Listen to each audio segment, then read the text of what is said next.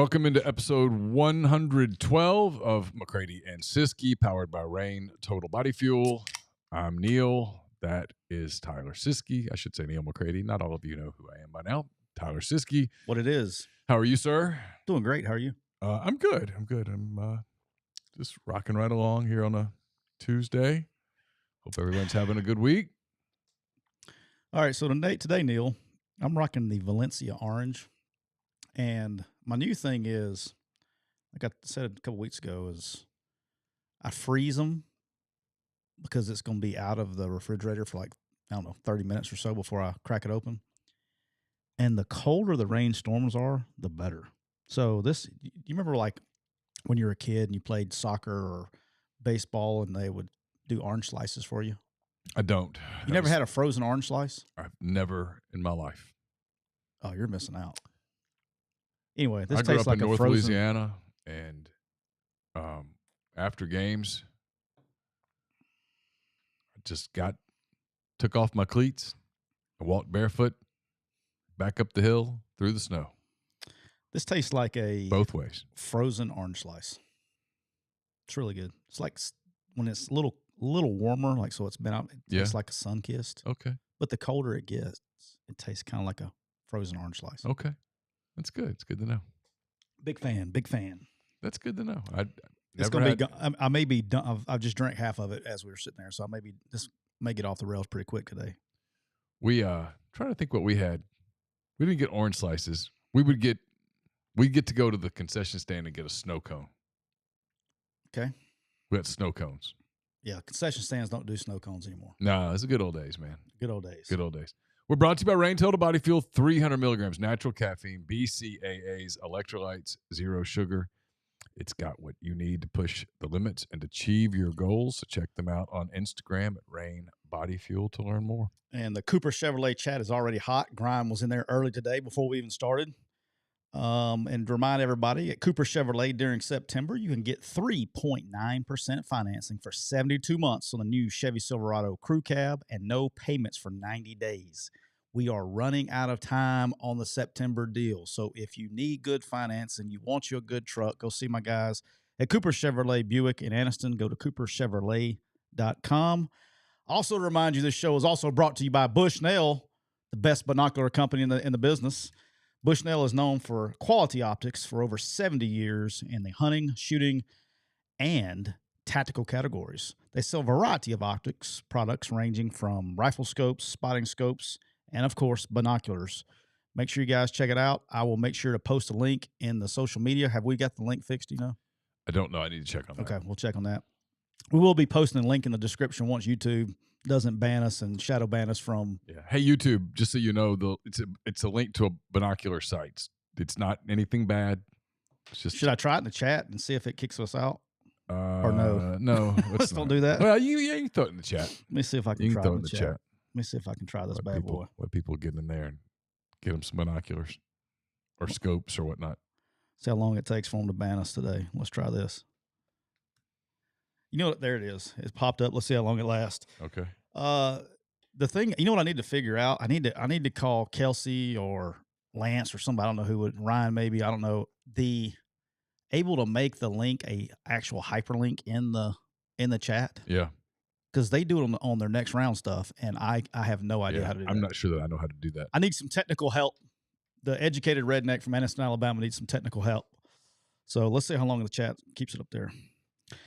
All right, Neal, you ready to crank this bad boy up? Yeah, so let's start here. We're gonna get to a couple hot takes. We're gonna get to our SEC power rankings in a minute. We're gonna be an hour today. We're gonna get in, we're gonna get out, and get rolling. We'll be back Thursday with our Make It Rain picks. But all right, Bengals beat the Rams last night, 19-16. Joe Burrow played. He was not particularly mobile, but he was quasi-effective. He got the job done. They got the ball enough to Jamar Chase, and they got several field goals from.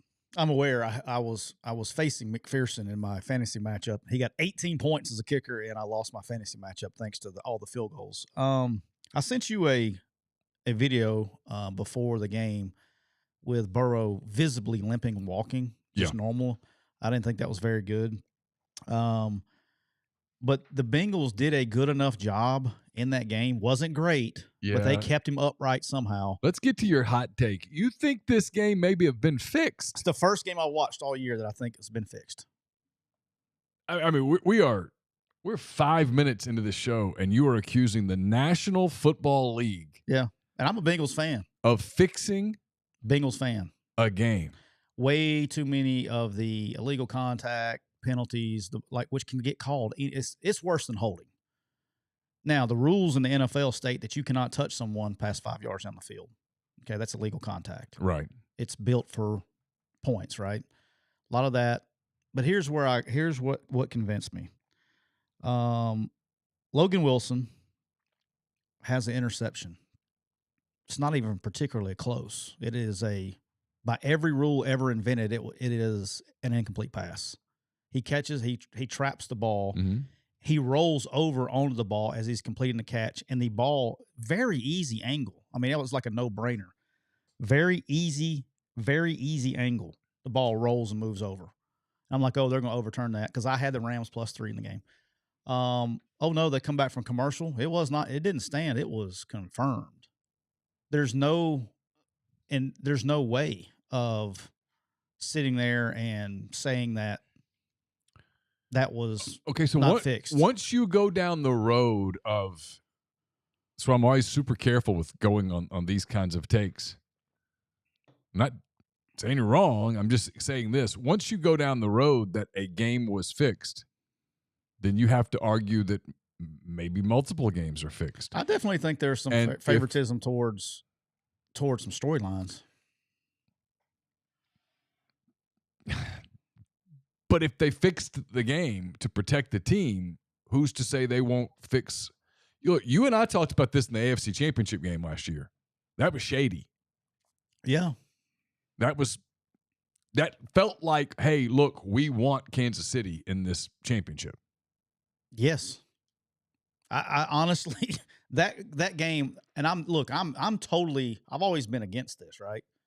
I'm always like, I don't like blaming officiating. I don't like doing it. Drives me nuts. Like people ask me all the time, like, who do you want to win the game that I'm covering? I always have two answers. I want the game to go fast, and I want it not to be determined by officiating. I don't want to have to deal with that the rest of the week. I don't want to have to write something and then someone goes, you're a rhymes with wussy because you wouldn't write about the officiating. You work 2 hours on a column that you are put effort into, and the people that you write for are just like, nope, I just want you to blast the officials. That's all I want. So I never want that.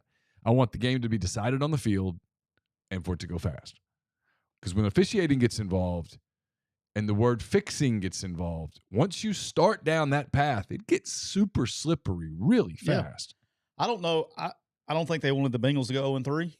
And I think they did everything in their power to keep that from going last night. I mean, there were very quick, convenient drive extending penalties. That replay, and look, a lot of people talk about the first touchdown. Matter of fact, in Cooper Chevrolet chat, I think it was Triple Mass said, and the foot was in bounds on the first touchdown. I can actually see that one a little bit to where you can see the turf beads coming up a little bit in the out of bounds deal. It was close. I thought he was out of bounds. I did too. So I let that one. Now I didn't study the game, but I was watching live and they had the replay, and I thought they got that one right. But I will tell you this is that for that to be over, not to be, I mean, call stands, to be call confirmed, that was one of the worst replays I have ever seen. Like, that was so obvious. I didn't even think about it. I was like, oh, they're going to come back. The Rams got the ball or whatever. Yeah, that was bad business on that one. So to clarify, you're saying more that you think that the league, it's your opinion. Yeah, my opinion. You think that the league was like, hey, look, kind of protect the Bengals here. Yeah, they got to more than fix it. The Rams are not going to win their division. They're in there with the 49ers. Yeah, the Niners are winning the division. And then as long as Purdy stays healthy. That's not the story. They don't have they don't have any superstars besides Aaron Donald and I guess Matt Stafford, right? the Bengals are sitting here loaded with superstars. They're supposed to be the up and coming. Joe Burrow's banged up. They're 0-2. What happens if they go 0-3? You know, the percentages of making the playoffs start going down significantly. They have a game at home. Joe Burrow goes from limping to miraculously playing. Just a lot of extending drives. There was a punt return with Cincinnati. They let some holds and blocks go that should have been penalties. There was a lot of selective flag throwing and reviewing going on in that game. I thought that was a Bengals now have a chance to get well. They go. They go to. You don't say, Neal. They go to Tennessee next. Then they go to Arizona to play the Cardinals. So got a real chance at 3-2. So does it look better at 3-2 after that 5-game stretch, or 2-3 for a playoff? 3-2. And then they get Seattle at home. Then they get an open date before they play what should be like a big NFL game. Bengals at the Niners, October 29th. Yeah. Shocking. I just felt that's how I felt that game. I always the call that bothers me the most in the NFL is the illegal contact and holding downfield. There was a lot of that shit going on last night, and it can get called every play. And when do they call it? They call it on 3rd and 8, incomplete pass. I mean, it's always extending drives. It bothers me to no end. And I'm an offensive guy and I'm a Bengals guy, but that was some shady shit last night now. I have no defense for you, NFL. I've always been defending. I've always been defending. And I'm always defending the officials. I'm always defending the league. You took my power away from you last night. I have no argument. None. All right. Speaking of the National Football League, I think this is a really cool story. Hang on, before you go, the Eagles and Bucks. Oh, also played last night. You don't even care about that one? Not even a little bit. Really? No. Great game, man. Tampa sucks. Great game. Tampa was 2-0 last night. That doesn't mean they're good. They were 2-0. The story out of this one right here, all kidding aside, dude, Jalen Carter. Like, he is year one already on some, like, elite superstar status. You know what I mean? Like, yeah, that was a miss. That was a miss by the rest of the league. That was a Laramie Tunsil-esque miss. Yeah. Sometimes you're too smart for your own good. We've had this conversation. We had it on draft night. We've had this conversation about the draft a lot, and it happens every year. You have these personnel departments at all 32 franchises. And the season ends. The college season's over. The NFL season ends. They got 4 months. And you can overthink things in 4 months. You know, you go to a restaurant, right? You go to a restaurant and you open the menu. You kind of say, you know what? I think I'm going to have the beef dish there. But, you know, the pasta kind of sounds good.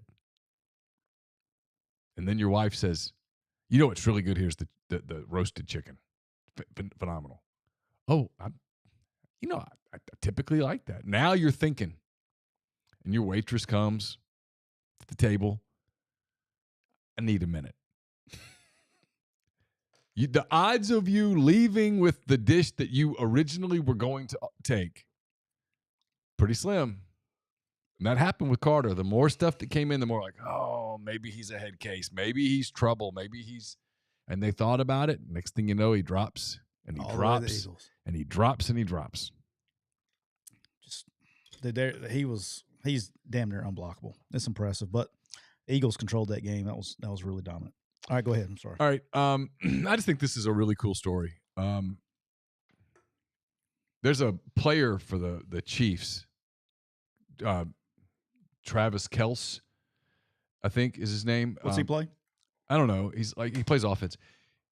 Anyway, he and Taylor Swift have been seeing each other, and all of a sudden she is like making him a star. She is like absolutely saving his career. It is so cool. I mean, it is neat to see the power that she has to just take this random football player and make him important. The greatest. Seriously, it's Kelce. Actually, Kelce, something like that. Kelce, I think. Is it Travis or is it Trimmer? It's Travis. Trevor. Or is it Trevor? Yeah, Trevor. Maybe it's Trevor Kelce. Travis Kel. I can't keep up. My social media, I guess my For You page, and I watched 2 videos, and all of a sudden, I guess they think I like it. So it's just my For You page has literally been slammed with this trend. I don't know how to make it stop, Neal. I'm literally, as soon as I see it, I try to swipe as fast as I can to get it off my For You page to get rid of it. But it was funny the first 2 or 3 times. Now the first 2 or 3,000 times it gets old. But seeing wives video themselves talking to their husbands, with like catching them off guard, going, "That's so awesome that Taylor Swift's making this Travis Kelce guy relevant, making a name for himself." And they're just like, "What the hell?" And the best one was there was an army soldier that I guess came in full uniform, and he said he had enough. I mean, he was losing his mind. He said, whatever you said from the time I stepped from right here to right here, don't ever say that ever again. I mean, he was pissed. It was good stuff. But no, it's All right, here's my conspiracy theory. Yeah. I think this is let me rephrase. I think it's possible that this is a big PR move being made by Big Pharma. Oh. I think it's possible that this is a great big PR move. All right, so I have to say this. All right. It was Clay Travis. Clay Travis says, Does she not know that he's sponsored by Bud Light and Pfizer? Does she not know that? Here's my thing is I agree with a lot of things that a lot of people say. I do. I agree with a lot. I just don't know why we have to politicize everything, including because everything is political. I know, but it doesn't belong in football, man. I can't. Just go pick. He just did an ad. I know. I saw it. I knew this was coming up. I knew it. You know the rumor on this, right? He didn't have one Band-Aid, Neal. He had 2. You know the rumor on this, right? The rumor on this is that they went to Joe Burrow first. Quit. And no. Yes. No. And that he said no. Where are you hearing that rumor from? It's out there. And then they go to Trevor Kelce. I can't.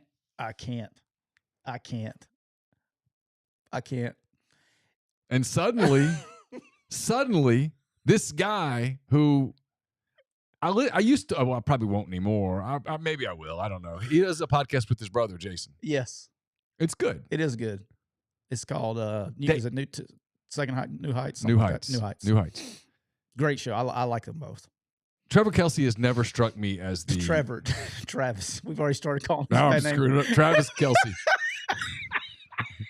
Travis Kelce. See, he's already... It's already floating in your head. He's already a nobody. He's never struck me as the race to get the booster kind of guy. Okay? He just hasn't. And I'm not saying he had. I'm not saying he didn't. Although I'd love to know what was... They didn't show the needle. They just showed Band-Aids, okay? I mean, 2 of them. There's a rumored number of what he got for that. Really? What he got for that commercial. It is a significant number. I would do a Pfizer commercial. For that amount of money? For that amount of money, I'd do a lot of things. But I would want to represent the blue pills. I mean, why not? Oh, yeah, I'd be the face. Be the face of your program. Well, I mean, 3-time world champ and blue pill survivor. I mean, hey. I didn't say blue cans. I said blue pills.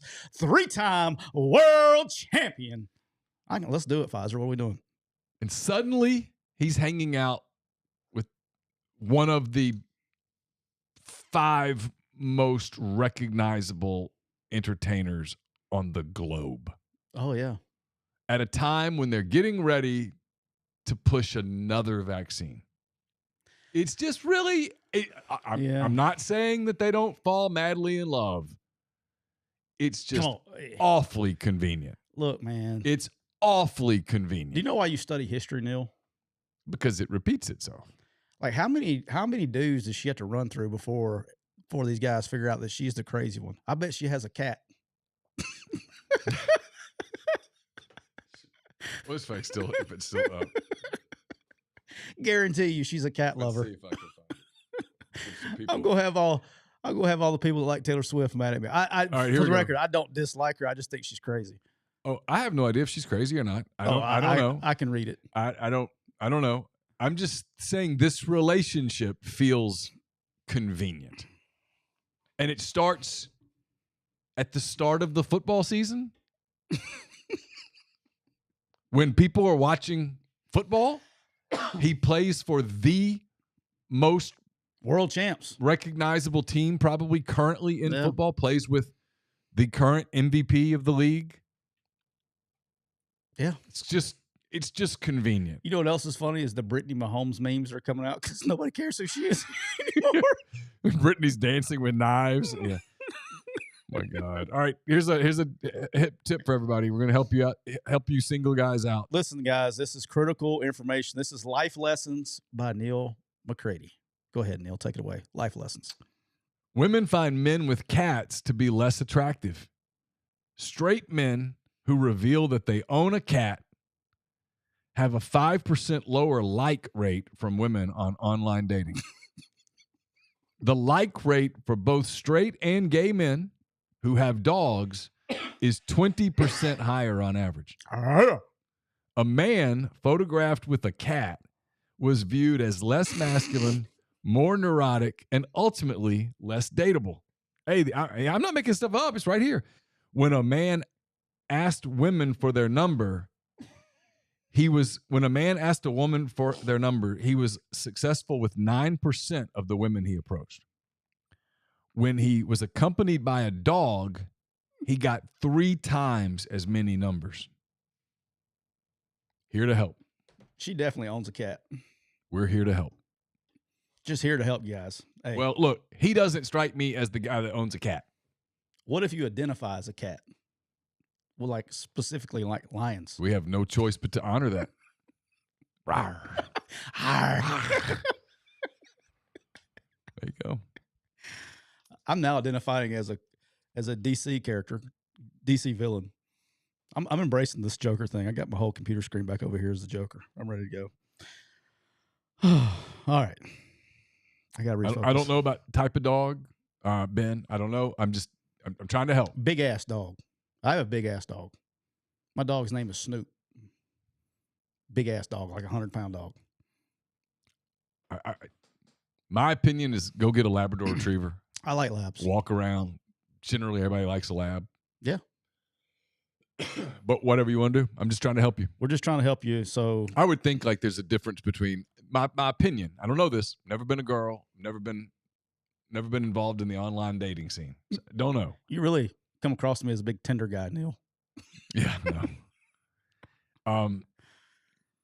My guess is that the guy who has like a Pekingese or a poodle or like a Cocker Spaniel doesn't do as well as the guy who has like a German Shepherd or a Labrador or a Golden Retriever or whatever. I always wanted a Doberman Pinscher, but they said like you have to give it insane amounts of attention or they'll go crazy. Or they'll go nuts. Yeah.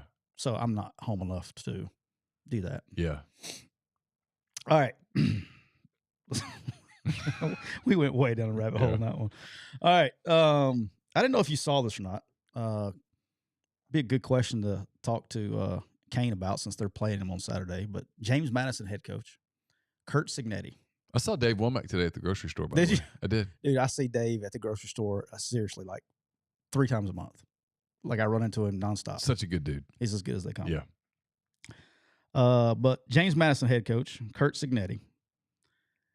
They were up like 24-0. I saw this. Okay. And there was a fake punt or fake field goal. Utah State runs a fake field goal, and there was a question to whether the kicker stepped out of bounds scoring.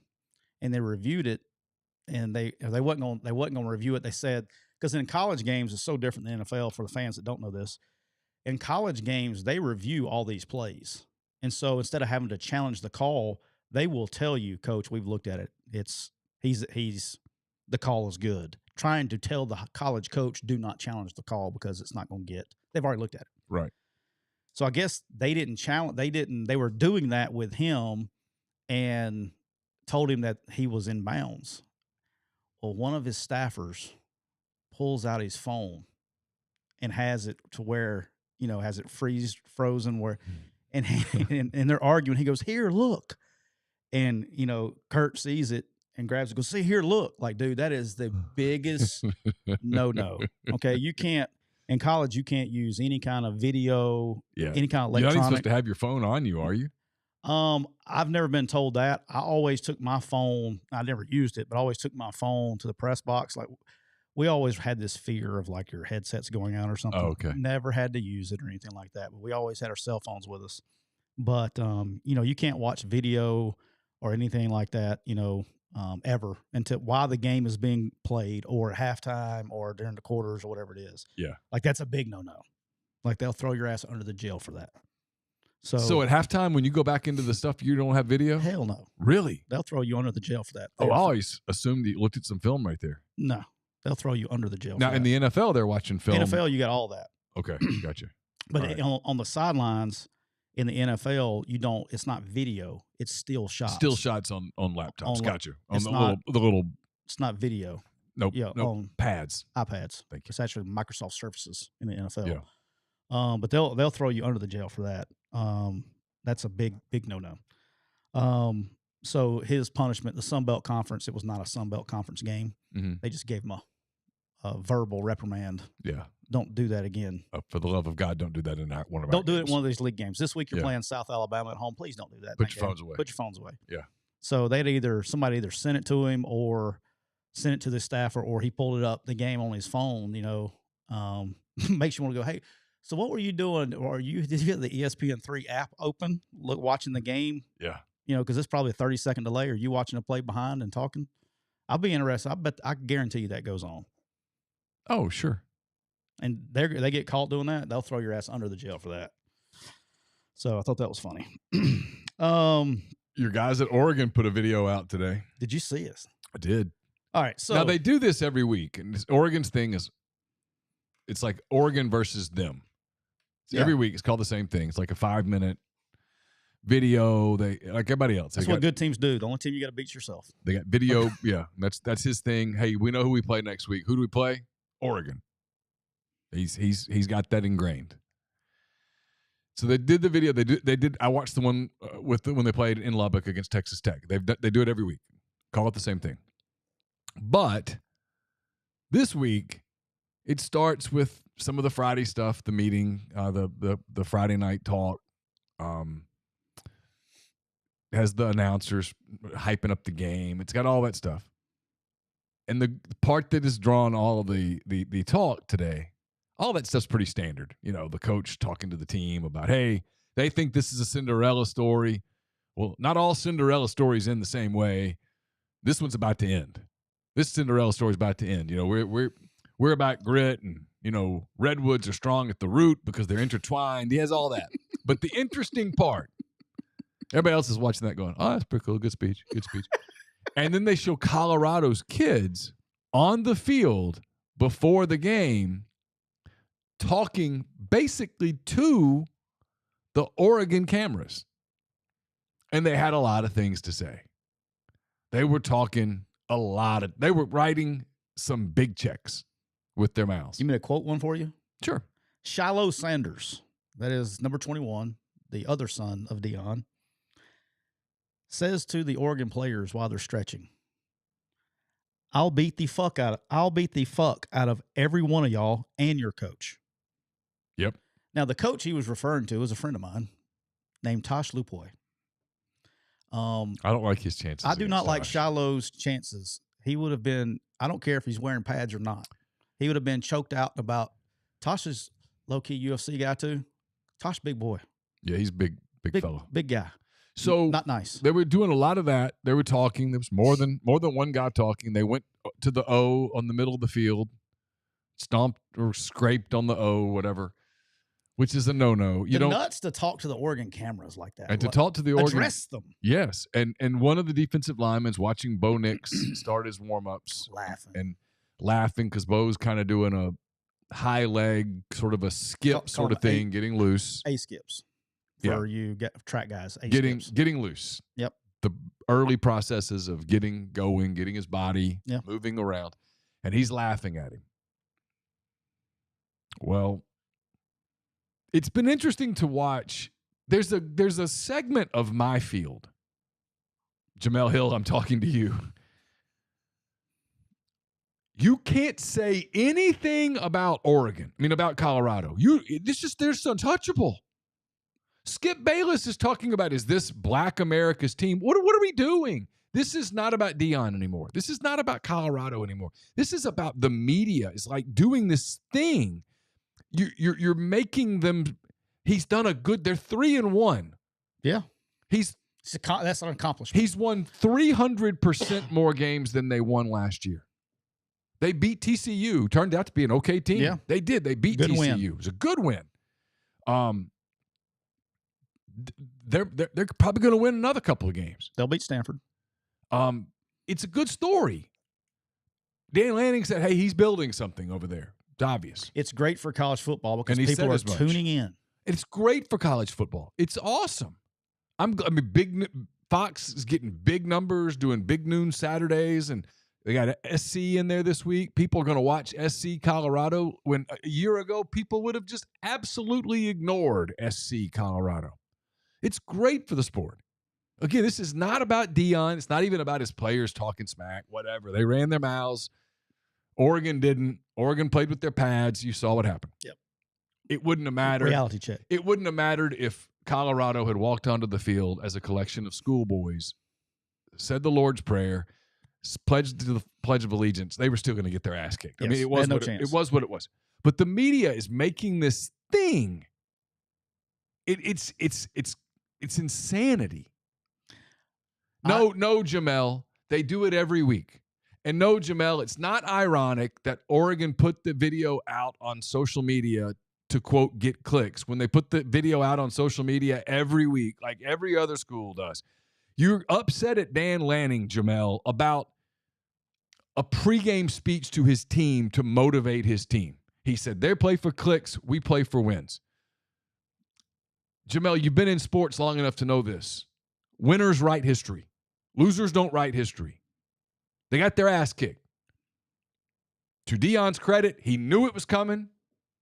He basically kept his mouth shut, and afterwards he said the one thing that you'd want to say when you got to go out and recruit to kind of close the gap that he just saw on the field there at Autzen Stadium. He said, get us now. And that's fine. Some people are like, oh, Deion. No, it's cool. Say what you want to say. Say what you want to say. I'm not betting against him. How many times they got to get their teeth kicked in before people start coming back to reality? Because media has not come back to reality yet. They're going to get they're angry. They're going to get curb stomped again this week. I mean, they're trying to make Dan Lanning the bad guy. Now they're trying to make Oregon, oh, well, now you did that for clicks. No, look, they kicked their ass. And if you'd watched any football, you would have known that the ass kicking was coming. I don't know whether SC's so bad on defense that the score might look weird. No. But they're going to get, if they play Utah, it's going to get ugly. Here's the truth, okay? Probably should have saved this for the Joker on Thursday, but here's the truth. Colorado is a middle of the pack group of 5 team. That's what they are. They are a middle of the pack group of 5 team. I mean, they went 1-11. He's brought in like 60 new people or some incredible number. And frankly, the fact that they are as competitive as they are is a testament to him. Yeah, he brought in 85 new players. I mean, it's a whole new team. He's got I don't even know the number he's got left over, but it's not, single digits. But yeah, they're a middle of the pack group of 5 team. They're going to get curb stomped every time they play a quality opponent. And for their wins, now the win against TCU, you cannot take that away from them. That was a good win. They found a way. Nebraska's not very good. Colorado State dominated the game. It took 182 penalties, 4 turnovers, and 0 for 5 on field goals to go to overtime with a middle-of-the-pack Mountain West team. Yeah. Okay, so that's what they are. They could compete. They're a middle-of-the-pack group of 5 team. So I don't know why, and I would like to thank them, though, I do want to. Can I thank what's Jamel Hill? I didn't see this. I'd like to thank you for pumping this up because you keep the line down. So the Joker is going to keep Siskey's ass from going to the haunted house because you keep pumping them up. So thank you. That's all I got to say about that. Screw them, feed them fish heads. All right, let's talk about this while we're we'll go ahead and start them off. Week 2 preview. USC is at Colorado. Right now it's at 21.5. I mean, I'm inclined to lay them. I do worry so much about SC's defense because it's bad. They're not as bad as you think, though. Okay. I mean, I'll take your word for it. They look pretty anemic when I watch them. I think that they can just line up, and I think they'll be better this week because I think they're just going to line up and play and out-athlete them.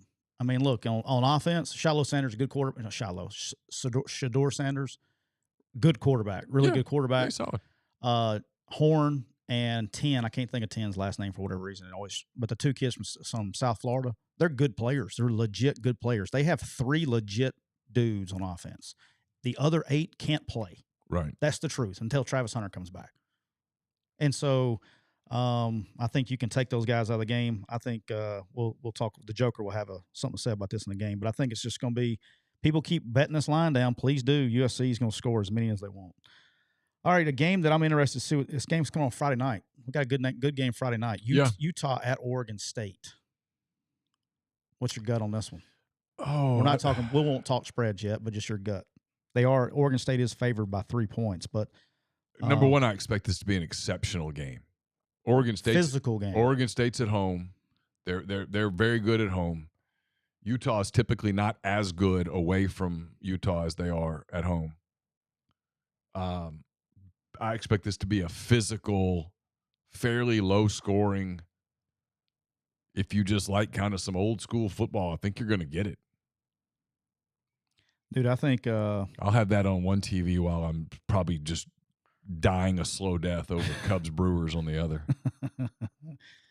I'll be interested. I'll probably peek at this line on the over under, particularly for Thursday. But I like this game. 3 points. That's just. I mean, it's more of a pick 'em to me, but because Utah's so damn good on defense. But all right, games that I want to talk about a little bit here. Clemson is a 7-point favorite at Syracuse. Clemson's 2-2. Syracuse is 4-0. Syracuse has had trouble. Clemson has had trouble in the past going to the Carrier Dome. Yeah. They've dropped some games there in the past, even when they were really good and Syracuse wasn't. This is on my list. This is a game now. Like, can Clemson? It's a must win, man. Like, can you see a world that Clemson starts 0-3 in the ACC? Well, I mean, yeah. Because they're not playing bad. You know what I mean? Like, they're not playing terrible. They've lost games, but they're not playing terrible. There's just a lot of parity out there. Man. I mean, they've lost to Florida State, who's undefeated, and they've lost to Duke, who's undefeated, hosting game day this week. They're not terrible. No, they're not terrible at all. But dude, this is at Syracuse. This is a freaking scary game. If you're Clemson, I mean, damn, that one. I'll be watching this game because, I mean, Clemson has no choice but to go out and dominate this game. And then you're playing a Syracuse team that Dino Babers, who somehow, some way, has been on the verge of getting fired every year, it seems like, for the last 8 years. He's like on the Gus. He's got more lives than Gus Malzahn had at Auburn. I mean, this guy has saved his job every single year somehow, and he's 4-0 right now.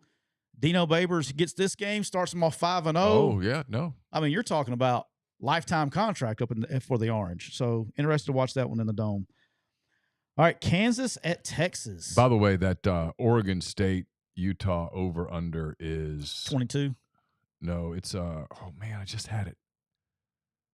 Or it is. It's 45. Yeah, it's going under that. That's what I think. Yeah, it's going under that. But that's 24-21, which is well, yeah, I think it goes under. I think that game's more of a 20-17 game. And especially Cam Rising is not going to play. You can't play Cam Rising at this point. He's got to sit. Your other guy's taking care of the ball.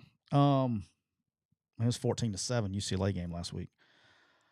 All right, interesting game for me. Texas is hosting Kansas. To battle the two undefeateds. Kansas, went down there. Was it 2 years ago? They went down there and beat Texas in Austin 2 years ago.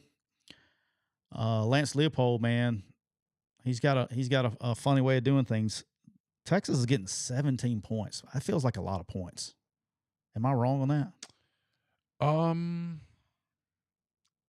I think this is a little bit of a trick line because the number's so big that it makes you want to go under it. I think Texas is really good, especially at home. BYU was in that game. While you're doing, I'm going to look at the over-under because I think there's going to be a lot of points scored in this game. My initial thought is it's 64. My initial thought is Texas covers. That Texas gets up into the upper 30s, low 40s. Well, if that's the case, it goes under then, right? No, I think Kansas is going to score some points. That's what I'm saying. But if Texas covers getting in the 30s. No, I mean into the 40s. It's 40-something to 20-something. Yeah, you're saying the total is about right? Yeah. Buildings in Vegas. They didn't get there by accident. Kind of like last night. Did you know that that your boy, speaking of Vegas, your boy, I must be Monday night football may be my thing. I don't think I've lost a Monday night game yet on this show either. So last night I was 1-0-1. We hit everything last night. Yeah, last week we did too. Yeah. And so I liked the under in that Bengals game last night, and that was Grind said money. Grind said in the Cooper Chevrolet chat, Grind said you got him paid last night. So he hit the under Philly, and then he took something else. But we pushed on the that last touchdown, backdoor McCready for the push in the Rams game last night. All right, game day will be in Raleigh-Durham. Is that right? Just Durham. Just Durham. Notre Dame is 5.5. This line's moved like 2 points. Notre Dame is a 5.5-point favorite at Duke. Dude, if the Dukies can beat Notre Dame, Notre Dame's got to flush it, move on. Like, is Notre Dame going to have a hangover going on a road? Because Duke's going to be lit with all 14,000 people in the stands. And they're physical. I love the under in this game. The over-under is 52.5, and I love the under. Yeah.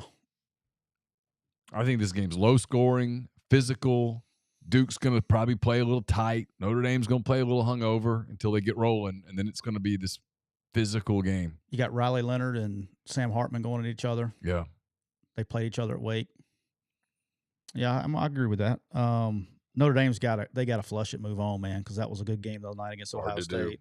Hard to do. You got to flush it, move on. One play. I'd rather get beat 27-3 than get beat like that. I'm not going to bet this game. I don't have a good feel one way or another, but I will watch it because I think it's going to be interesting. All right, Neal. The SEC has its first week of purely conference games. It's my favorite week of the year. Okay. Because I only have to watch 7 games. Okay. I don't have to watch 14 games. It's great. Makes my life a lot easier. I can actually enjoy other football. Because I do try to watch as many SEC games a week as I can, and when they're not playing each other, it makes it difficult. They're in this Cooper Chevrolet thread. Man, they're arguing about where game day goes. Who cares? Where are they going? What are they arguing about? Where they go? They don't want to go to Durham because nobody cares and blah, blah, blah. Nobody cares, period. Who cares what they say? I mean, you are anti-game day. Until they make it a good show, yeah, it's not a good show. Will you be a game day fan when Nick Saban's on game day again? Yeah, of course. I'd listen to Nick Saban. Yeah. I don't. Actually think, and look, I don't know that Nick Saban's anywhere close to that, but if in a hypothetical world, okay, let's be clear here. In a hypothetical world where he's on that show every morning, yeah, I mean, that would be interesting. I got a hot take for you. I don't watch any of them. I don't either. Well, you know what I do on Saturday mornings. I get all my shit done. I get stuff done. I go for my run. Ole Miss plays at 5. Yeah, I'll get out 9 o'clock. I'll run till 10. And if I turn something on at 10 o'clock, you're going to get mad. It's going to be English Premier League. I'd rather watch that than. Well, if Drew doesn't have the worst baseball team ever invented playing in an 8-year-old baseball tournament. Oh, y'all have a tournament this weekend too? We had one last weekend. Good gosh. When does it stop, man? I don't know. I told Drew, I said, what are we doing? Like, what are we doing? Year-round baseball. What are we doing? Yeah. Dude, I'm so lost when it comes to Knox. I'm so lost. He has baseball practice. He's doing baseball. He's already started football, flag football. And then I just got an email yesterday about basketball signups. I'm like, look, I mean, whatever happened, just like letting kids be kids. Hey, in the fall we play football. In the winter we play basketball. in the spring when we play baseball. Yeah. That's a 3-sport athlete. I'm so confused.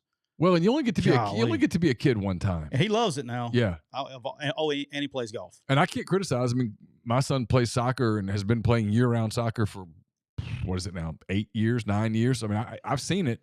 Yeah, as long as they love it. There's no time to play anything else. I have. He would play like the OPC basketball. He always liked that. That is fun. He had fun with that. Yeah, that is fun. I just, as long as they're enjoying it, I'm not pressure dad, which I probably should have been a little bit more on some things, but I'm not. All right. Florida is at Kentucky. Kentucky is favored by 2.5 points. Yeah. What's the over-under on this game, Neal? Do you have it in front of you? I can get it. Kentucky is back up at the top, isn't it? That's an early game. It is. Yeah. I did them in order of over-under is 44. Oof, that's low. Look, I think this game goes under. I really like the totals this week. I think this is going to be a low-scoring game. I think both defenses. I think Florida's the better team here. They're getting 2.5 points. It's just I don't think Kentucky has been tested yet. This is the first time they're definitely going. There's going to be an elevation of athlete that they're going against this week. Vanderbilt, which we'll get to Vanderbilt in a minute, but Vanderbilt's so bad on the back end. As long as if you got one guy that can run, your one guy can have 300, have a career day against Vandy in the back end. I think it's an extremely low-scoring game. I'm probably going to lean total on this one, but I do think Florida probably wins this game outright. What's your gut on this one? My initial gut is Kentucky. I'm higher on them than you are, and I'm probably not as high on Florida as you are. We'll talk about power ratings in a minute. I mean, I don't have a great read on the East, but my gut read is, for whatever reason, is Kentucky. But it's at Kentucky. It's 11 o'clock game. That'll be an interesting game. I'll watch it for sure. Florida's got to figure out a way to score points. I mean, they continue to struggle putting up points on offense, and that seems to be the mode of the league. Yeah. I mean, think about this. I was going to ask you this question later on anyway. Think about the offenses in our league, in the SEC right now. Who has the best offense in the league? It seems to be a problem everywhere. It's probably LSU. Yeah, but think about the offenses and go, how many teams don't have a problem on offense? Almost none. You know what I'm saying? Like there's just this bad offensive league this year. All right, Texas A&M is playing in Jerry World against Arkansas. Who's the home team this year? I think Arkansas is the home team. All right. Doesn't matter, but I'm just curious, the uniforms.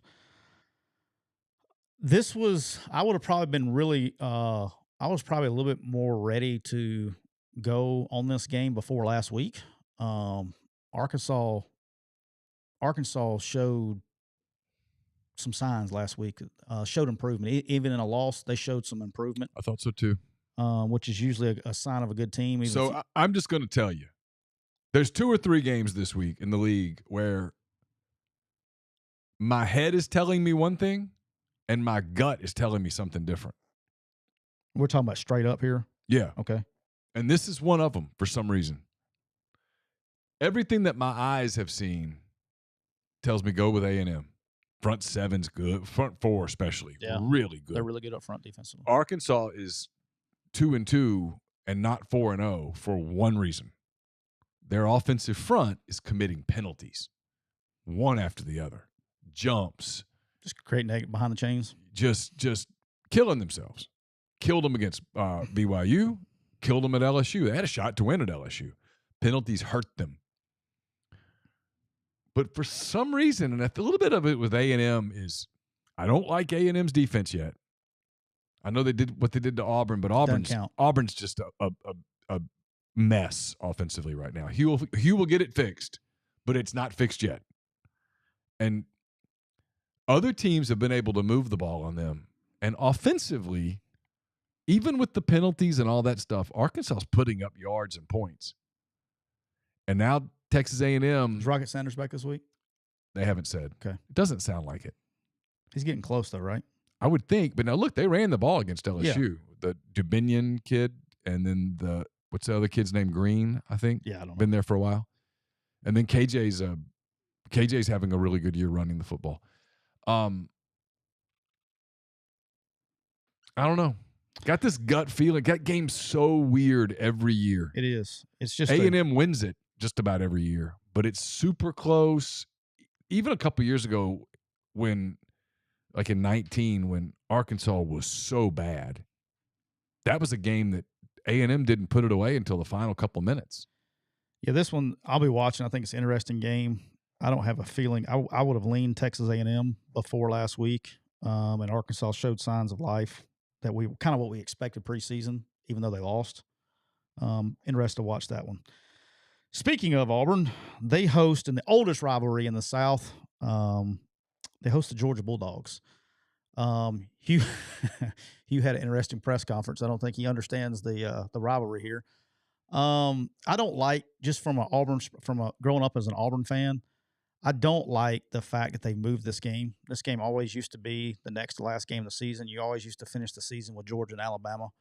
And when I was playing at Auburn or sitting the bench at Auburn, the Georgia game was a bigger deal to the players than the Alabama game was.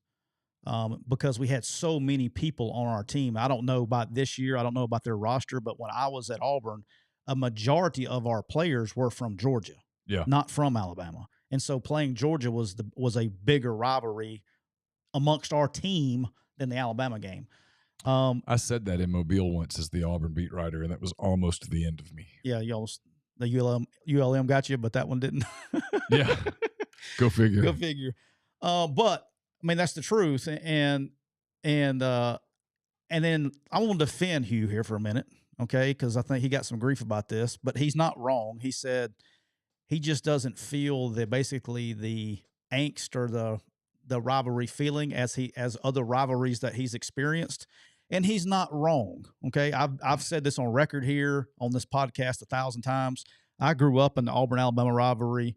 I've been on both sides of it as a player and a coach. I've seen it all. Okay. There is nothing more toxic on this planet. There is no rivalry. Call them what you want to call them. You can call it Ohio State, Michigan. You can go Auburn, Alabama, whatever rivalry you can come up with. There is no other rivalry on this planet that is more toxic to any other culture of people on this planet than the Ole Miss Mississippi State game. It's the most toxic rivalry ever. Yeah. Okay. And so Hugh, that's what he knows. And so he's like, well, this is not, it's the same thing. You just don't, I've been in them all. It's not even close. Like it's like saying Georgia compared to Arkansas State. They're not even close. Yeah. They're both college football teams, but it's not close. It's I covered a bunch of Georgia Auburn games. I never felt a lot of like animus. No, it is, but it's I just never really.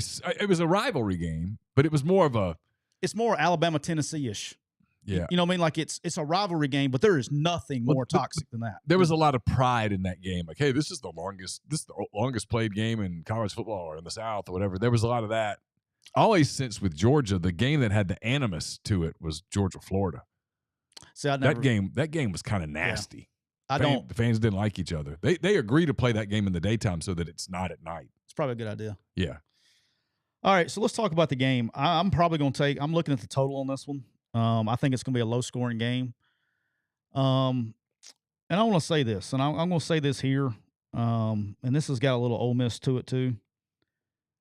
I don't understand. I have a very difficult time with this, and this is a Hugh Freeze and Lane Kiffin, I guess what would be the right word? A criticism of both of them. I don't understand how when you become a head coach, do you know how people become head coaches? They're good play callers. Very rarely does somebody that hasn't played call plays become a head coach. Very rarely. Does it happen? Sure, but very rarely. Being a head coach, I never understood when you take Hugh Freeze and you take Lane Kiffin, and I've said it on this podcast and I'll say it again. I think both of those guys are top 5 in-game play callers of my generation. I think both of them are elite in-game, seeing things, understanding things, flow, issues. They're like savants, man. Both of them, both Hugh and Lane are both just unbelievable in-game play callers. The best I've ever seen. I don't understand why when you become a head coach and you're making all the money, why would you give that up? It seems like you're making your team worse. So I did not know this. I really didn't. I've kind of heard, but I just didn't know for sure until Lane says it in a press conference this week, says that Charlie Weiss calls plays, but he interjects. He has the right to interject. And the same thing with Hugh. Hugh says Philip Montgomery calls the plays, but I can interject. No, it seems like you make your team worse. I think they both should be calling plays. I think they both have issues on offense. I think they're both smart enough to figure it out and learn how to call plays. I mean, hell, Hugh, when he calls plays in 2012, we got the worst offensive line in the history of college football. We ran for 220 yards a game because how to, when you don't have a great offensive line, how to run protections and don't be we've never ran the same protection more than 5 times in a game. Mix it up, gap scheme, things like that. And I just wish both of them would call the play in the game. I think they both would be better on offense. So I think Hugh's got to get to that. I think I would like for Hugh to call Hugh to call the game. I think that would be better. And it's nothing against Philip Montgomery, and this is nothing against Charlie Weiss. It's just that your head coach is one of the best that's ever done it. So why make your team weaker by not using your strengths? I never understood that. So I think it's going to be a low-scoring game, very low. I think it's going to go under whatever the total is. All right, quickly, Missouri and Vandy. I guess the game's got under 13.5. Burton may have 450 yards receiving in this game. I don't know if Vanderbilt has anybody that can cover him. He's not getting the love he deserves. Luther Burden. Yes. Yeah. He's one of the best in the league. Yeah, he's very good. And, we talk about Neighbors all the time. This guy's a legit – somebody in the Cooper Chevrolet chat said they thought Neighbors was the only first-round pick. No, this kid's a first-round pick. Whenever his time comes. He's a second-year player. Yeah, he's got another year. He's legit. All right, LSU at Ole Miss. Look, I know you've talked about it to nauseam. This is my other game that everything that my eyes have seen. Which one, Bo? Huh? Which one? LSU. Okay. Everything my eyes have seen tells me LSU wins. Frankly, everything my eyes have seen tells me LSU wins. Not easily, but comfortably. And then there's something, and maybe it's the line. The line's low, it's 2.5. Maybe it's something with the line where I'm like, oh, this is a sucker bet. It's kind of like that K-State Missouri game a couple weeks ago. There's just something in my gut that's like, I kind of think Ole Miss is going to figure out a way to pull this off. And it might be because I know that if they don't, it runs the risk of getting kind of toxic. Because all of a sudden you turn the page to October and your championship hopes, whatever they were, are gone. And now you've got this team full of not JUCOs, but transfers. Frankly, the portal is starting to feel like JUCO to me. You got this team full of transfers that aren't necessarily all that invested, and now there's nothing, quote, nothing to play for, end quote. There's no trip to Atlanta. You're not going to the playoff. You're not playing for a championship. And sometimes when you take that off the table, things get a little flat. And not always, but sometimes. So I got this kind of gut feeling that I'm sort of working through that Ole Miss finds a way to win this. Everything that I've seen, and I've watched 3 LSU games in their entirety. Florida State, going back and watched it. Didn't watch the Grambling game. I watched all of their game against Mississippi State, and I watched all of their game against Arkansas. And that is one hell of an offense. It's the best offense in the league. And I just think they're going to score a lot of points. And I just don't know how Ole Miss. I know everybody goes LSU secondary, blah, blah, blah. I get it. But you got to have speed on the outside that can create those spots. You got to have time for the quarterback to let routes develop to take advantage of that secondary. Arkansas did a lot of its damage with Jefferson on the move, broken plays. It's what he's great at. He's so big and physical, and he's hard to bring down. And Arkansas has a little more speed on the outside than they get credit for, too. A couple of those guys can really run. And so, I don't know. I'm all over the place on this one. I just don't have a read on it yet. All right, so I think LSU's going to score. I think that's not a foregone conclusion, but I think they're going to score. I think they're the best offense in the league. I think they will score points. Ole Miss can score points, but they have to find a running game. You cannot run for 56 yards in this game and win this game. Yeah, no, see, Arkansas ran the ball. And so I don't know. Does that mean that Ole Miss is going to be able to run it? I don't know. They haven't been able to establish anything running the ball. Even against Mercer, they were not really able to run the football. They're struggling with that. And so you're telling me that 5 days later they're going to run the ball against LSU? And if I have one more person go, LSU's front seven, I'm like, LSU's front seven is dudes, man. Mason Smith is a dude. That Wingo is a dude. 18. Perkins, throw out a little bit of the Florida State game because they're no longer using him like that. They basically admitted, hey, that didn't work. Scratch. And now he's in the fourth quarter of that game in Baton Rouge the other night. Even though Arkansas was scoring points, I know this sounds weird. Sometimes you have to tip your hat to the other team. He was an absolute nightmare for Arkansas. Credit to KJ for making plays. Credit to, what's the offensive coordinator there? What's his name at Arkansas? Enos. He had a good plan. And they ran the ball and they made some plays, and credit to them. I mean, they don't get enough credit for how well they played down there. But man, LSU was, every time Arkansas scored, this is what LSU doesn't get credit for. They found a way to answer. They would just answer.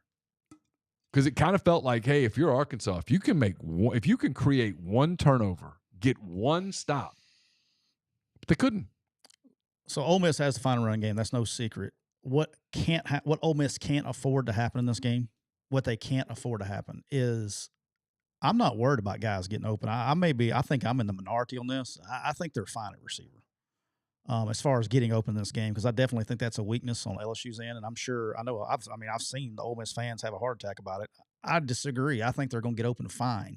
I think the issue is you cannot get behind in this game where you become one-dimensional. Okay, if you let Perkins and those guys tee off on you, it's going to be a long night. It's almost like this game in my mind is going to go two ways. It's a shootout. I'm talking about and I think I saw in the Cooper Chevrolet chat, Grind said something like 44-38. Yeah, I can see a shootout like that, like a really high-scoring game. And Ole Miss, if it gets into a shootout game, I think Ole Miss can win the game if it turns into a shootout, because that means they got the running game going. They were able to protect Dart, and he's able to find it to use the air game and through the air and be able to move the ball. Or it goes the other direction, where they can't run the ball and they can't protect Dart. But LSU is going to score, and LSU runs away with the game. I think it's one of two ways on this game.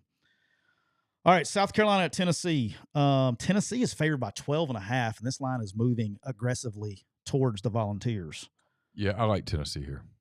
I like South Carolina. Okay. Yeah, you and I just don't see the East eye to eye yet at all through 4 weeks. I like South Carolina in this game.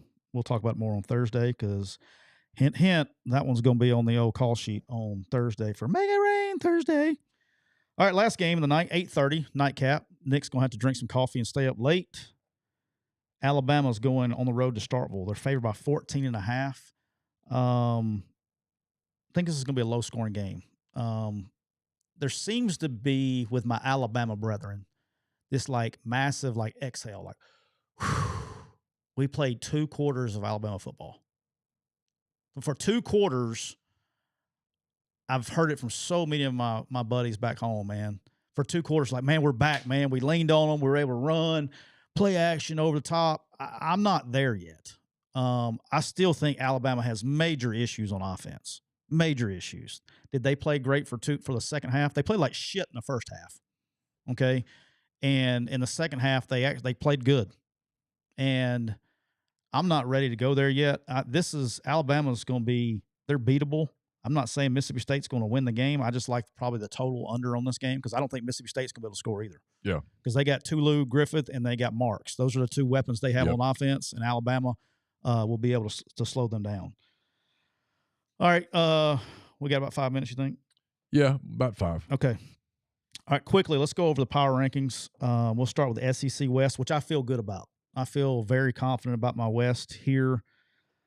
Starting off in the first place in the SEC power rankings through the 1/3 of the season, 4 weeks into the season, I have the number 1 team in the SEC West as the LSU Bengal Tigers. I think they're the most complete team in the league. The only really hole they have is on the back end.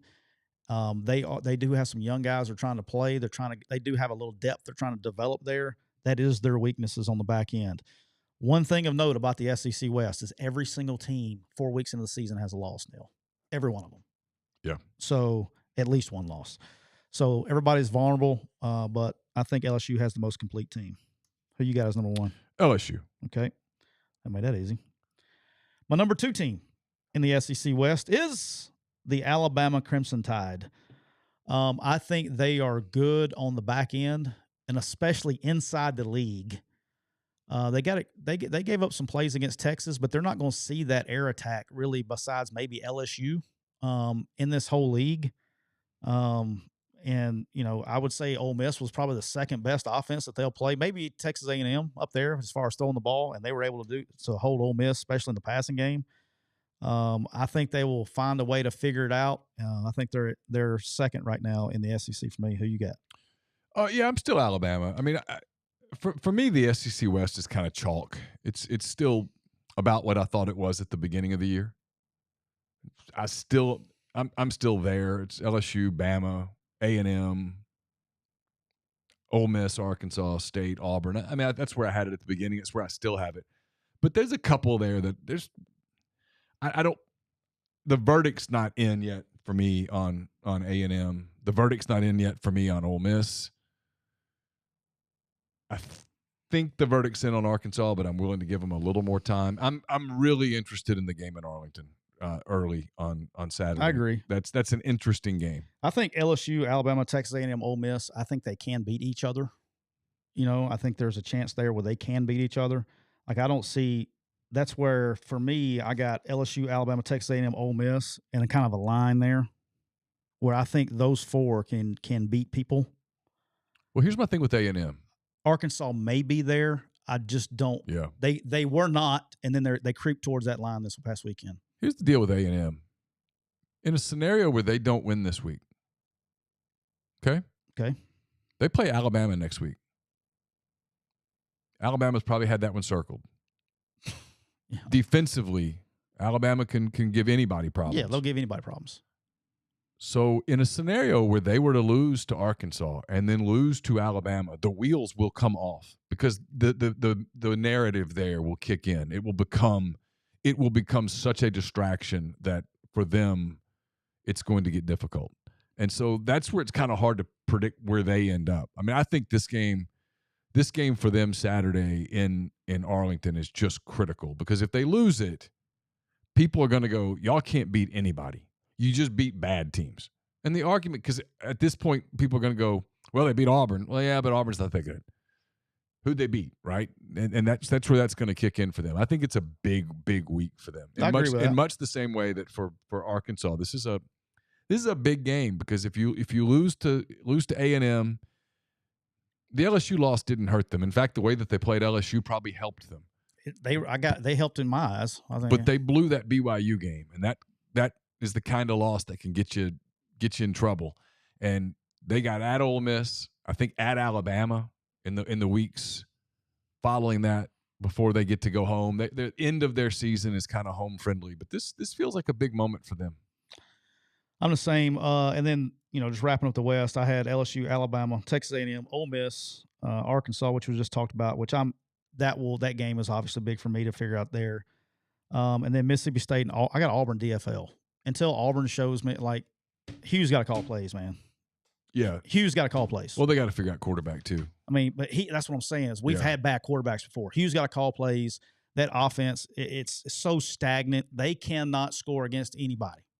And they have defensively now, I will tell you that defensively, they are playing well enough to keep them in games. Yeah, I agree. But they got to figure it out on offense. Hughes needs to call plays. And Lane needs to call plays at Ole Miss. Stop all the bullshit. Lane needs to call plays. Hugh needs to call plays. Make money. Earn your checks. Let's go. I don't understand it. Two of the best play callers of my generation are watching other people call plays. I don't understand it. Drives me nuts. God. All right. That's my rain kicking in. SEC East. Look, man, this is a crapshoot. I think me and you both got Georgia at the top. Is that correct? Yes. Me and you both have Vanderbilt at the bottom. Is that correct? Yes. And then it's all a bunch of just jumbled stuff in the middle, right? I think for me it's Georgia. I think for me it's Georgia, Missouri, Kentucky, Tennessee, Florida, South Carolina. We literally have them inverted in the middle. Yeah, I'm not real firm on any of those because I agree. haven't paid a hell of a lot of attention, frankly, in large part because the team that I cover doesn't play them. And the last few weeks, I've been focused on Alabama and LSU and Arkansas because those are the team that I cover is about to start playing, and I need to be quasi-educated on those teams. So I haven't studied the other teams. Like Kentucky, I could be dead wrong. They could end up being just crappy. I don't think South Carolina is very good up front, and it's hurting them. They did score a bunch of points against State, and that kind of made me think maybe I'm wrong.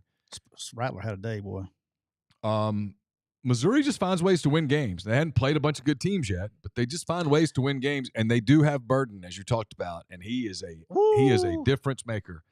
I just don't really like what I see from Tennessee, and when I watch Kentucky, I just see this kind of a steady product, and so I'm giving them a little bit of the benefit of the doubt. But again, on all of those, I could be dead wrong. I feel very confident about who's best and very confident about who's worst. Well, the one good thing about the SEC, I have South Carolina second. I have Florida third, Tennessee fourth, Kentucky fifth, Missouri sixth, Vandy.